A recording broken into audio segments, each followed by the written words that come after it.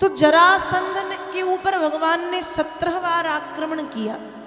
जरासंध ने भगवान के ऊपर, और भगवान ने 17 बार उसको हराया है। और कालीवन की मृत्यु जब हुई तो गंधमादन से भगवान लौटे, तो मुचकुंद यहां पे जरासंध ने 18वीं बार फिर भगवान के ऊपर आक्रमण कर दिया। 18वीं बार जब फिर से आक्रमण किया तो अब भगवान को फिर भागना पड़ा। 17 बार भगवान ने हराया है जरासंध को और उसकी 23 अक्षौहिणी सेना को, लेकिन 18वीं बार भगवान को भी भागना पड़ा। देखिए, जरासंध, जरा का अर्थ होता है वृद्धावस्था। हम कहते हैं ना भैया जरा अवस्था आ गई, भैया शरीर तो जर्जर हो गया, तो जरा मतलब वृद्धावस्था। वृद्धावस्था मतलब वही मार्ग है वहां जाने का, धीरे धीरे धीरे वृद्ध हो गए होते गए और चले गए। तो ये जरा किसी को नहीं छोड़ती, इसने तो भगवान तक को नहीं छोड़ा। 17 बार भगवान ने इस पर विजय प्राप्त की है, लेकिन 18वीं बार भगवान को भी भागना पड़ा जरा से बचने के लिए। कहां भागे? तो कहा प्रवर्षण पर्वत पर भागे। प्रवर्षण किसे कहते हैं? जहां भक्ति ज्ञान की अथाह गंगा अविरल रूप से निरंतर प्रवाहित होती रहे, उसको कहते हैं प्रवर्षण। जहां भक्ति ज्ञान की गंगा बहे। तो जैसे जब हमारे शरीर में जरा का आक्रमण दिखाई दे तो समय रहते सतर्क हो जाओ और अपने अपने प्रवर्षण पर चल दो। हमारा प्रवर्षण कहाँ है? हमारा प्रवर्षण है भजन करना, कीर्तन करना, सत्संग करना, कथा सुनना, रामचरितमानस का पाठ करना, यही तो प्रवर्षण है। हम अपने प्रवर्षण पर चल दें। अब आप सोच सकते हैं तो क्या कथा सुनने से, कीर्तन करने से, रामायण पढ़ने से हम बूढ़े नहीं होंगे? बिल्कुल होंगे। क्यों? क्योंकि ये प्रकृति का नियम है। जन्म हुआ, फिर शैशव अवस्था, किशोर अवस्था, युवा अवस्था, प्रौढ़ावस्था, वृद्धावस्था और फिर गोविंदाय नमो नमः। ये तो प्रकृति का क्रम है, ये तो नियम है। ये नियम नहीं टूट सकता, ये निरंतर चलायमान है। लेकिन जब हम भगवान का नाम गाते हैं, जब हम भगवान का नाम लेते हैं, भगवान के नाम का जब हम सुमिरन करते हैं, स्मरण करते हैं, ध्यान करते हैं, तो वृद्धावस्था तो आती है लेकिन आराम पूर्वक निकल जाती है। फिर पता नहीं चलता कि ये कमर दुख रही है, फिर इस तरफ की दुख रही है, फिर पता चला रीढ़ की हड्डी में कोई समस्या आ गई, फिर पता चला बहरे हो गए, फिर अंधे हो गए, फिर दांत टूट गए, फिर ये जमाने भर के रोगों से ग्रसित हो गए। तो कीर्तन जब बना रहता है तो भगवान भी उस कीर्तन को बनाए रखने के लिए सामर्थ्य प्रदान करते हैं। तो वृद्ध तो सबको होना है, क्योंकि जो आया है सो जाएगा। मैंने आपको कथा के पहले या दूसरे दिन बताया था कि जिस दिन व्यक्ति माँ के गर्भ में प्रवेश करता है उसी दिन तय हो जाता है कि भैया आ रहे हो तो जाना तो पड़ेगा। आया है सो जाएगा। राजा रंक फकीर, वो एक बड़ा प्यारा भजन है। जिंदगी एक किराए का घर है, एक ना एक दिन बदलना पड़ेगा। मौत जब तुझको आवाज देगी, घर से बाहर निकलना पड़ेगा। जिंदगी एक किराए घर है, एक ना एक दिन बदलना पड़ेगा। मौत जब तुझको आवाज देगी, घर से बाहर निकलना पड़ेगा। तो आया है सो जाएगा राजा रंग फकीर, जो आया है वो जाएगा। जिस दिन हम माँ के गर्भ में आ गए उसी दिन तय हो गया कि तुम आए हो तो तुम्हें जाना पड़ेगा। 20 वर्ष, 25 वर्ष, 30 वर्ष, 50 वर्ष, 60 वर्ष, 70 वर्ष, 80 वर्ष, एक अवस्था ऐसी आएगी कि तुम्हें ये शरीर छोड़ करके जाना पड़ेगा। तो भैया जब जाना है तो हम हरि नाम का आश्रय ले लेना समय रहते। अब लोग कहते हैं कि अरे हम जवानी में क्यों भजन कीर्तन करने लग जाएं, जवानी थोड़ी भजन कीर्तन के लिए।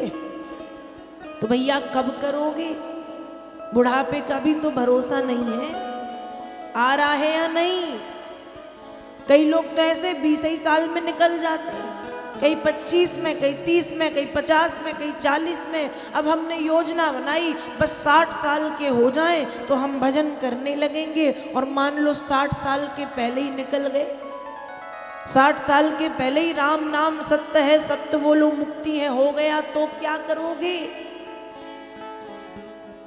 तो जीवन का भरोसा तो है नहीं, कोई नहीं जानता कि हम कब तक के लिए इस पृथ्वी पर हैं, किसी को नहीं पता।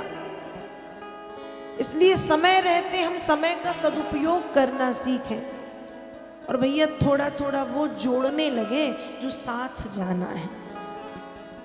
साथ क्या जाएगा, कहा साथ भगवान का नाम जाएगा। हमारे ग्रंथ कहते हैं धनानि भूमौ पश्चवश्च गोष्ठे, नारी गृहद्वारि सुता श्मशाने, देहश्चितायां परलोक मार्गे, धर्मानि गो गच्छति जीव एक। हम सोचते हैं कि धन हमारे साथ, ये जो धन हम जोड़ते हैं ये हमारे साथ जाएगा। धन जोड़ना बुरी बात नहीं है, क्योंकि कलयुग में और कलयुग की परिस्थितियों में धन परम आवश्यक है सबके लिए। यदि कुछ अच्छा काम करोगे तो धन लगना है, यदि कोई घर के काम करना है तो धन लगना है, परमार्थ के काम लगना है करना है तो धन लगना है। कन्या भोज, ब्राह्मण भोज, हवन, यज्ञ, कथा, पुराण, कुछ भी कराना है धन लगेगा। तो धन जोड़ना बुरा नहीं है, धन का संग्रह बुरा नहीं है, लेकिन ये मान के बैठ जाना कि ये जो धन हमने जोड़ के रखा है ये हमारे साथ जाएगा। तो किसको देखा आपने धन ले जाते, किसी को देखा क्या। एक बार की बात है, एक राजा थे। अब राजा तो बहुत अच्छे थे लेकिन बड़े कंजूस राजा, न दान करें, न यज्ञ करें, न हवन पुण्य करें, न पूजा पाठ करें। उन राजा की जो धर्म पत्नी थी वे बड़ी अच्छी थी, अच्छी सुलझी हुई महिला। जब अपने पति की उन्होंने स्थिति देखी तो उनके पति के गुरु जी थे संत जी। संत जी के पास वो रानी पहुंची और कहती है कि गुरुदेव, पतिदेव आपकी ही बात मानते हैं, पर आप देखें वो संग्रह ही करते रहते हैं, जबकि यह संग्रह साथ नहीं जाना। संग्रह करें ठीक है, पर संग्रह का कोई उपयोग नहीं करते, ना दान करते हैं, ना खुद पे उपयोग करते हैं, बस जोड़ते हैं बस। तो गुरुदेव कुछ ऐसी कृपा हो जाए कि पतिदेव की बुद्धि सुधर जाए। संत जी ने बात सुनी, कहा ठीक है बिटिया तुम जाओ, शाम को मैं आता हूं। संत जी शाम को पहुंचे राजा के पास। अब राजा ने खूब सम्मान किया, खूब सत्कार किया। अब गुरुजी बैठे तो गुरुजी ने कहा महाराज मेरा एक काम करोगे। राजा कहता बिल्कुल करूंगा प्रभु, क्या करना है। कहा राजन मैं जा रहा हूं। राजा ने कहा कहाँ जा रहे हैं, किसी तीर्थ यात्रा पे जा रहे हैं क्या? गुरुजी कहते नहीं नहीं, मैं जा रहा हूं इस पृथ्वी को छोड़ के, मतलब अब मेरा समय नजदीक है, मैं कभी भी इस दुनिया को छोड़ सकता हूं। राजा ने कहा भगवान फिर मैं क्या सेवा करूं आपकी? तो गुरुजी ने एक सुई दी, सुई जिससे हम कपड़े सिलते हैं, वो सुई हाथ में दी और कहा जब तुम आओ, मैं तो नहीं ले जा सकता, जब तुम आओ तो मेरी ये सुई ले आना। अब राजा ने भी कह दिया बिल्कुल ले आऊंगा। गुरुजी समझा के तो चले गए। अब जब राजा रात में बिल्कुल फ्री होके, स्वतंत्र होकर के सिंहासन पर बैठा और दिन भर के बारे में सोचने लगा कि मैंने आज क्या क्या किया, तो राजा को जब गुरुजी की बात याद आई कि गुरुजी कह गए हैं कि सुई मैं तो नहीं ले जा सकता, तुम ले आना। अब बात यह है कि जब वो नहीं ले जा सकते तो मैं कैसे लेके जाऊंगा? और तभी राजा को ये सद्ज्ञान आ गया कि मैं ये जितना संग्रह कर रहा हूँ, ये संग्रह तो ठीक है, यदि इसका उपयोग हो जाए तो ठीक, यदि उपयोग नहीं हुआ तो फिर नाश ही होना है, क्योंकि साथ तो जाना है नहीं। तो हम सोचते हैं धन साथ जाएगा तो धनानी, धन साथ में नहीं जाता, भूमौ, भूमि भी साथ में नहीं जाती, पशवश्च गोष्ठे, हमारे वाहन साधन गाय बैल हाथी घोड़े भी साथ नहीं जाते। अब न धन जाए, न भूमि जाए, न वाहन जाए, फिर हो सकता है हमारी पत्नी हमारे साथ जाती हो। तो आगे ग्रंथ कहता है नारी गृहद्वारी। नारी कहाँ तक जाती है? कहा नारी जाती है गृहद्वारी, घर के द्वार तक, घर के दरवाजे तक पत्नी जाती है। ज्यादा से ज्यादा रास्ते तक जाएगी, और ज्यादा कह दो तो हो सकता है स्मशान तक पहुंच जाए, लेकिन वहां पर भी छोड़ करके वो लौट आती है, पत्नी भी साथ नहीं जाती। सुता स्मशानी, सुता, सुता मतलब बेटा बेटी, पुत्र पुत्री, संतान, किसी की संतान किसी के साथ जाती है।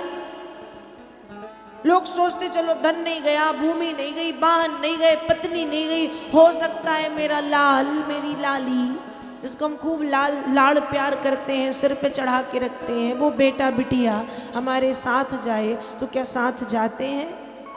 तो एक बड़ा सुंदर भाग है बिंदु जी का, अपनो सुतो मुख लू घर दई है, पड़ो रहे धन धाम, भजन बिन है चोला बेकाम। अपनो सुत मुख लू घर दई है, खुद की संतान क्या करती है? बार देती, बार ना समझते हो ना, जला देती है, चिता में लिटा के आग लगा देती। अपनो सुत मुख लू घर दई है, अपना ही बेटा जलाता है, अग्नि देता है। तो बेटा भी साथ नहीं जाता, न धन गया, न भूमि गई, न वाहन गए, न पत्नी गई, न पुत्र गया।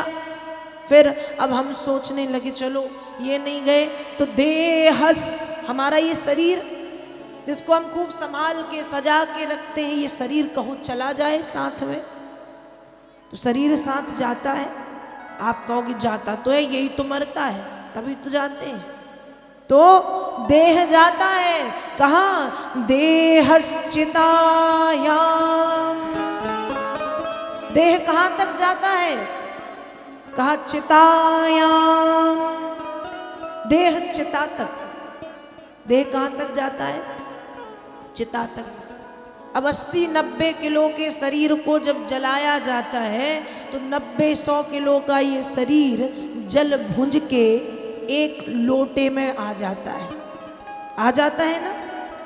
आता है या नहीं? समझ गए ना? सिर तो हिला दो, समझे कि नहीं? 80-90-100 किलो के शरीर को जब जलाया तो ये 100 किलो का शरीर जल के बन गया इतनी सी राख, उसको हमने रख दिया एक लोटे में। तो देहश्चितायाम, देह कहाँ तक गया? कहा देह गया चितायाम, चिता तक, देह चिता तक गया। परलोक मार्गे। देह चला गया चिता तक, केवल कोई साथ नहीं जाता। तो साथ क्या जाता है? कहा धर्मानिगो गच्छति जीव एका। मनुष्य का धर्म, मनुष्य के सुंदर कर्म मनुष्य के साथ जाते हैं। इसलिए संग्रह हम उसका करें जो साथ जाए। हम धन का संग्रह करें, धन की आवश्यकता है। हम भूमि का संग्रह करें, उसकी भी आवश्यकता है। हम वाहनों का संग्रह करें, आज उसकी भी जरूरत है। लेकिन उपयोग भी करते जाए, कभी खुद के ऊपर, कभी दूसरों के ऊपर। बांध के ना रखें, क्योंकि बांध के रखेंगे तो मर जाएंगे हम, वो साथ में नहीं जाएगा। इसलिए व्यक्ति को ये नहीं सोचना चाहिए कि हम जब बूढ़े हो जाएंगे तब भजन कर लेंगे। हो सकता है वृद्धावस्था आए ही ना, उसके पहले ही निकल जाएं, उसके पहले ही दुनिया छोड़ दें, उसके पहले ही मर जाएं, उसके पहले ही चले जाएं। तो ये भ्रम ना पाले, समय रहते सावधान हो जाएं और अपने जीवन में भगवान नाम को गाने का एक छोटे से छोटा नियम हम बना लें कि केवल 5 मिनट, केवल 7 मिनट, केवल 10 मिनट प्रतिदिन बैठ करके हमको भगवान के नाम का संकीर्तन करना है, केवल नाम गाना है। तो जरासंध ने भगवान के ऊपर 17 बार आक्रमण किया, 17 बार भगवान ने उसको हराया है। लेकिन 18वीं बार जरासंध के आक्रमण से परेशान होके भगवान को भी प्रवर्षण पर भागना पड़ा। प्रवर्षण मतलब भक्ति ज्ञान की गंगा में गोता लगाने के लिए जाना पड़ा। तो समय रहते हमें भी अपने भक्ति ज्ञान की गंगा में पहुंच जाना चाहिए।